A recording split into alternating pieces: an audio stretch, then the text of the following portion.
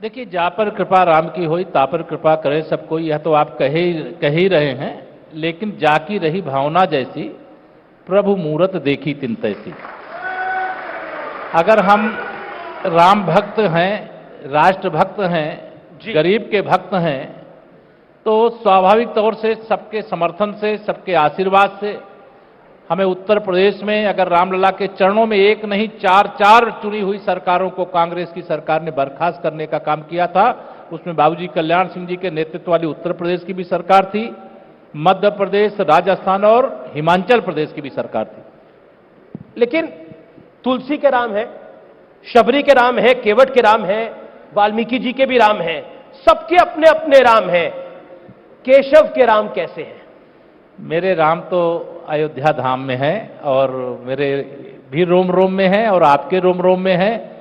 वो प्रभु कहते हैं, जा पर कृपा करके वो दिखा देते हैं अपने रूप को, देख लेते हैं। अन्यथा इस समय तो उनका एक रूप दिखने लगा है रामलला के जन्मस्थान पर, जिसे पूरा देश देख रहा है।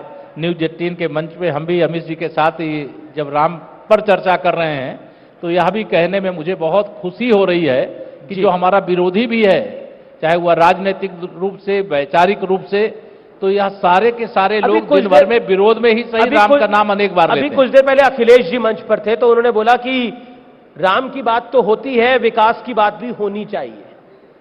वो भी राम के साथ है, वो श्याम के साथ भी है। उन्हें राम में कृष्ण और कृष्ण में राम दिखते हैं। देखिए, उनको विकास की बात गुंडागर्दी करने वाले, माफियाओं का संरक्षण करने वाले, राम भक्तों के खून से जिनके हाथ रंगे हुए हैं, वह राम और श्याम की बात करके जो गुमराह करने का प्रयास करते हैं, उससे उन्हें कुछ हासिल होने वाला नहीं है। बल्कि आज मैं ये कह सकता हूं कि पूरी तरह से इनकी भावनाएं, इनको भगवान को जैसे जनकपुर में अलग रूप में सब देख रहे थे, लेकिन जो भगवान के रूप में देख रहे थे, भगवान उनको भगवान के रूप में दर्शन दे रहे थे। लेकिन ये उसी श्री रामचरितमानस की एक चौपाई है, जाको प्रभु दारुण दुख दीना, ताकि मति पहले हर लीना। लेकिन एक सवाल बार बार खड़ा हो रहा है कि मंदिर अधूरा बना है, उसकी प्राण प्रतिष्ठा कैसे हो सकती है? विपक्ष के कई नेता इस पर सवाल खड़ा कर चुके हैं।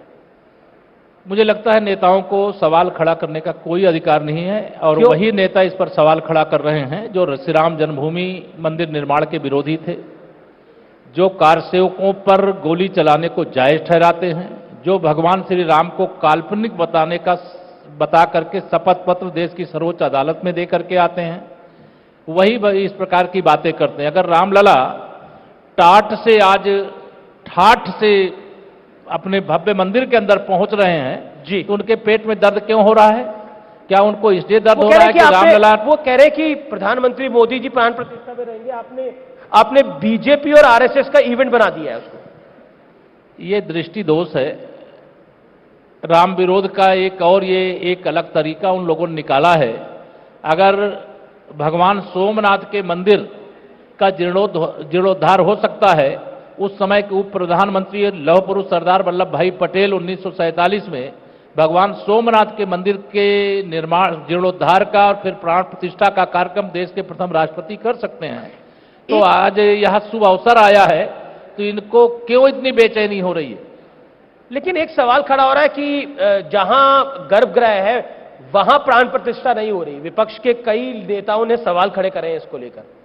जो सवाल खड़ा कर रहे हैं वो स्वयं राम भक्तों की नजर में सवाल बनते जा रहे हैं। देश का विश्वास है, एक एक राम भक्त का विश्वास है।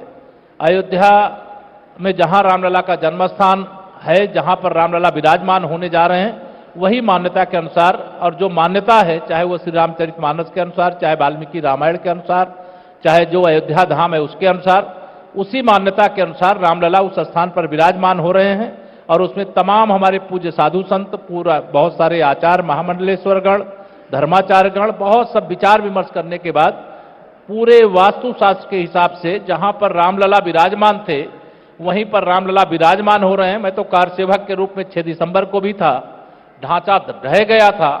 किस प्रकार से मेरे रामलला अफसोस है, जो ढांचा ढहा उसका अफसोस है? कहे का अफसोस होगा, गर्व है हमको।